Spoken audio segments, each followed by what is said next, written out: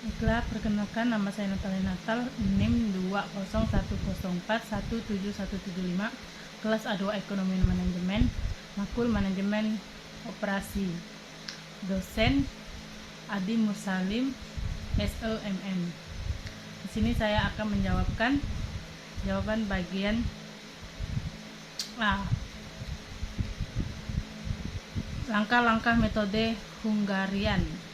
Yang pertama, setiap elemen pada setiap baris matrik biaya dikurangi dengan elemen terkecil. Yang kedua, setiap elemen pada setiap kolom dari matriks yang diperoleh dari langkah 1 dikurangi dengan elemen terkecil.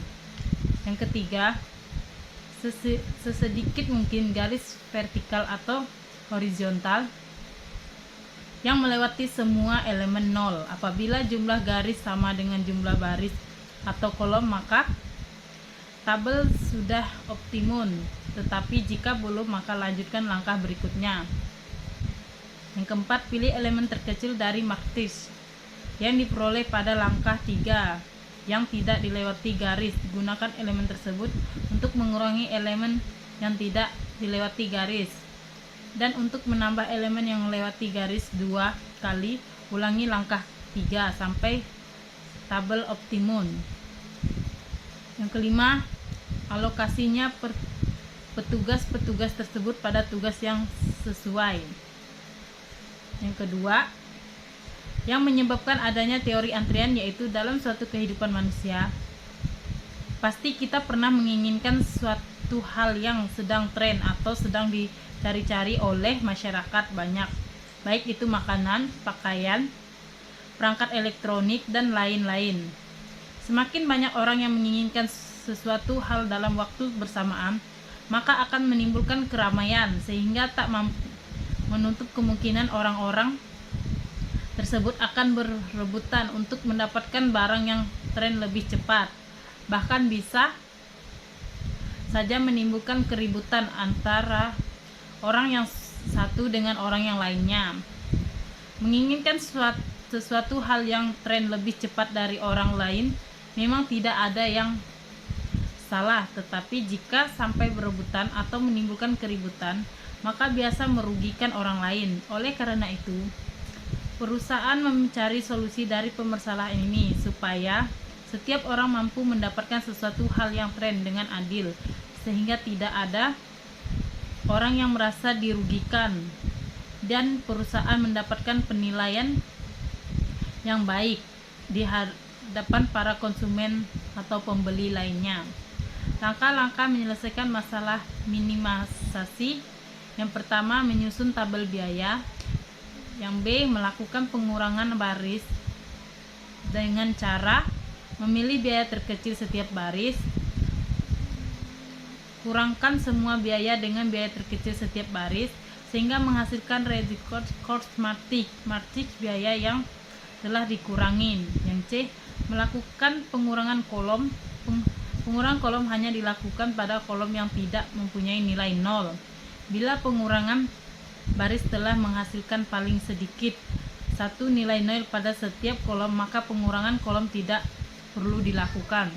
Yang D, membentuk penugasan optimum dengan menarik sejumlah minimum garis horizontal atau vertikal untuk meliputi seluruh elemen bernilai 0 dan total opportunity cost matrix.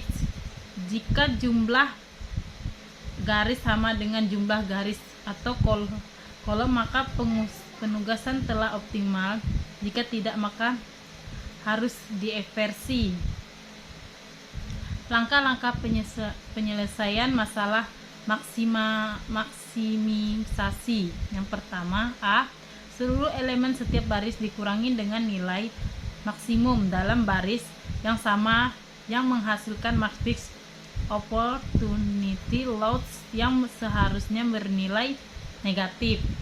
Yang B, menimumkan matriks dengan cara mengurangi seluruh elemen dalam setiap kolom yang belum ada nolnya dengan elemen terkecil dari kolom tersebut.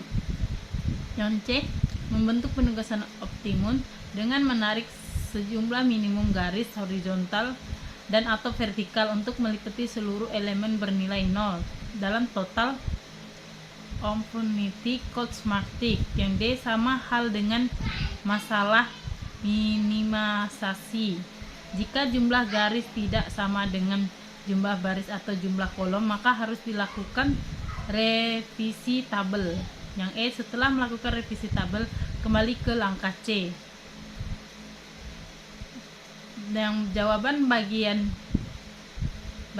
C dari ketiga video di atas. Video pertama berjudul tentang teori antrian.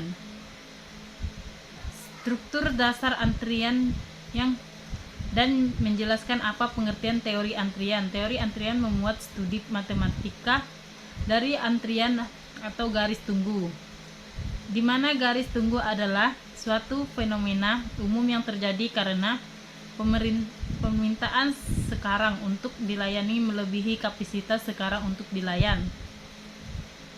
Video kedua berwujud tentang metode penugasan minimasi dan menjelaskan apa sih yang dimaksud dengan metode penugasan minimasi. Adalah metode yang digunakan untuk memecahkan masalah yang berhubungan dengan alokasi optimal dari berbagai macam sumber daya yang produktif. Video ketiga berjudul tentang metode asigen atau penugasan dan menjelaskan sering kita memberikan penugasan kepada seseorang pada suatu pekerjaan yang berbeda-beda. Penugasan tersebut untuk tujuan waktu, biaya murah, pekerjaan baik, dan sebagainya. Siapa pembicara dari ketiga video di atas? Video pertama dibicarakan oleh Mukti Ratna Dewi, SSI, MSE. Video kedua dibicarakan oleh Ani Nuria Manikam. Video ketiga dibicarakan oleh Dr. Beni Ostana Bamban, SPI, MSI.